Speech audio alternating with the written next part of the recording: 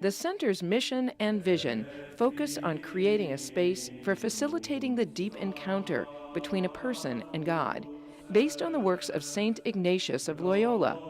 Father Jose Fetzer explains why the Spanish saint from the 1500s inspired him while he lived at the Ignatius house to become a priest when he was in his early 30s, and to offer spiritual direction based on his teachings today.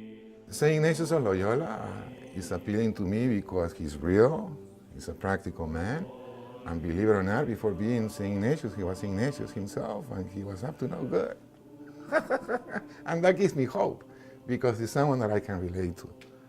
When I was not aware of God, I was up to no good. And I found my way. So if Ignatius can do it, I can do it. That was the way he was thinking.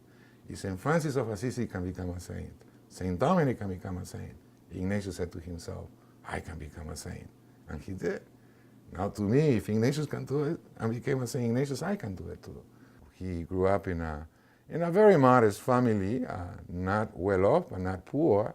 And he was sent to the court in Spain, in Madrid, to learn the ways of the world, if you will. He became a captain, and eventually he was sent to defend the kingdom of Spain being invaded by the French.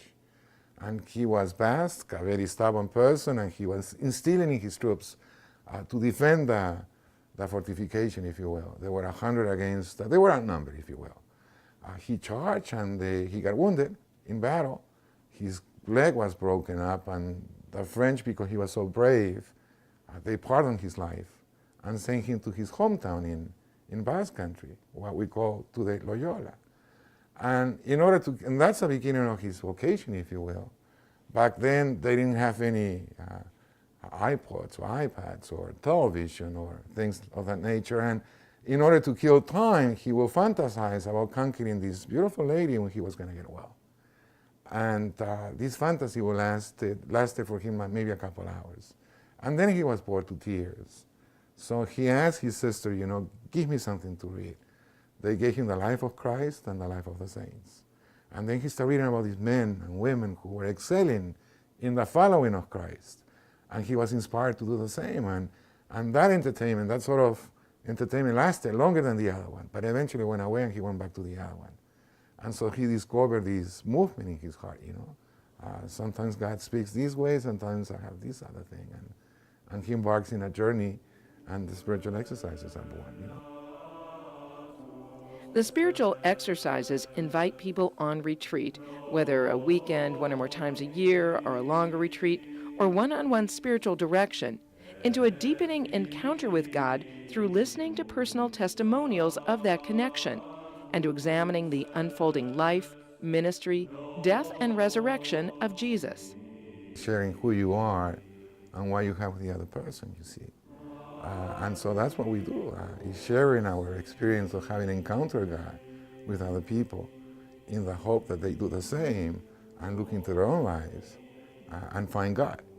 And we use this very unassuming handbook that came out of Saint Ignatius of Loyola's experience, and is divided up in four parts, if you will.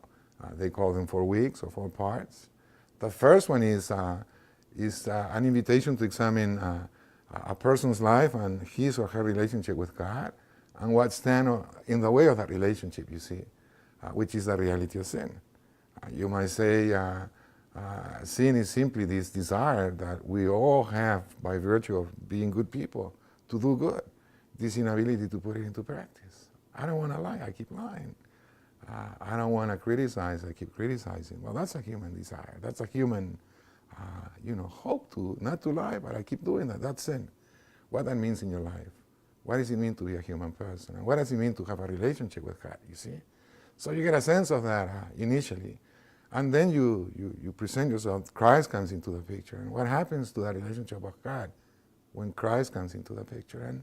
And you follow the Lord through his life, his ministry on earth with the disciples, and the way he related to people, and then the suffering of Jesus, and then the resurrection, basically. So it is an experience of seeking God and trying to find God, and learning how to pray so that you can encounter God more deeply in your life.